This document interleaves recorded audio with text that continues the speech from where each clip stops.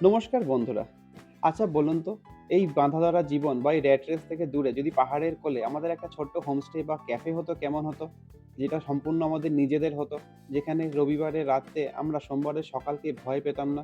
যেখানে উইকেন্ড বা উইকডেজ এর কোনো ঝামেলাই থাকতো না। কোনটা রবিবার, কোনটা সোমবার এসব নিয়ে আমরা ভাবতাম না। তো কেমন হতো? তো সেরকমই একটা ওয়েব সিরিজ আমি দেখলাম নেটফ্লিক্সে। নেটফ্লিক্সে যে ওয়েব সিরিজটা দেখলাম তার নাম হচ্ছে 'মুসাফির ক্যাফে'। প্রধান চরিত্রে আছে বিক্রান্ত মেসি, বেদিকা পিন্তো আর মহিমা। তো এই ক্যারেক্টার গুলোকে নিয়ে এগোচ্ছে। মোটামুটি ৩ টে ক্যারেক্টারই মেইন ক্যারেক্টার। ৮ খানা এপিসোড আছে। ভালোবাসা, সম্পর্ক বিচ্ছেদ। তো এই নিয়েই এগোয় ওয়েব সিরিজটা। প্লট যদি বলি, প্রধান ক্যারেক্টার হচ্ছে বিক্রান্ত মাসি, যে একটা ভোপালের সফটওয়্যার ইঞ্জিনিয়ার। কিন্তু তার স্বপ্ন হচ্ছে পাহাড়ের কোলে একটা ক্যাফে হবে। যে ক্যাফেতে কোনো ইন্টারনেট থাকবে না। যেখানে এসে সবাই নিজেদের মধ্যে গল্প করবে, বই পড়বে, নিজেদের শখের কাজবাজ করবে। যেমন গান বাজনা, পিয়ানো বাজানো, গিটার বাজানো এইসব করবে। তো তার স্বপ্ন এটাই।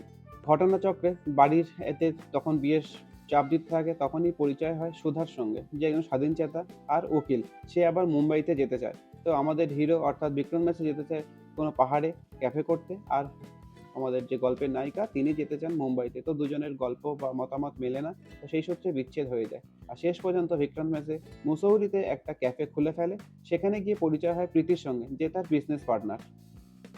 ব্যাস মোটামুটি গল্প এইভাবেই এগোচ্ছে। পজিটিভ যদি বলি, বিক্রম মেসের অভিনয় দুর্দান্ত, দারুণ। এত সুন্দর ন্যাচারাল অ্যাক্টিং, এত সুন্দরভাবে নিজেকে তুলে ধরেছে, দারুণ লাগবে।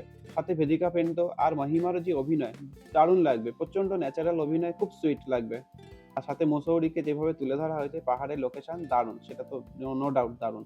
নেগেটিভ যদি বলি, এই গল্পটা অ্যাকচুয়ালি সবার ভালো লাগবে না। যারা ফাস্ট পেস গল্প পছন্দ করে, মানে কাটাকাটি, মারামারি, সাসপেন্স, থ্রিল, তো তাদের একদমই ভালো লাগবে না। গল্পটা প্রচন্ড রকম স্লো, খুব সুন্দরভাবে গল্পটা এগোচ্ছে। তো এটা সবার জন্য নয়। কারণ এখানে আপনি সাসপেন্স, থ্রিল, অ্যাকশন কিছুই খুঁজে পাবেন না। তবে হ্যাঁ, নেগেটিভ আমার যেটা মনে হলো, এন্ডিংটা যেন সাডেনলি হঠাৎ করে হয়ে গেল। আর এন্ডিংটা যে কি হলো এটা সবার কাছে ক্লিয়ার নাও হতে পারে। তো আপনারা কি বুঝতে পেরেছেন, বা এন্ডিংটা কি হলো বুঝতে পেরেছেন? সেটা আমাকে কমেন্টে জানাবেন।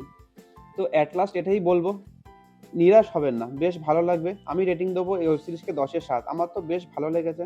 সফট রোমান্টিক ড্রামা যদি আপনি পছন্দ করেন, আপনার কাছে এটা হবে বেস্ট ওয়েব সিরিজ।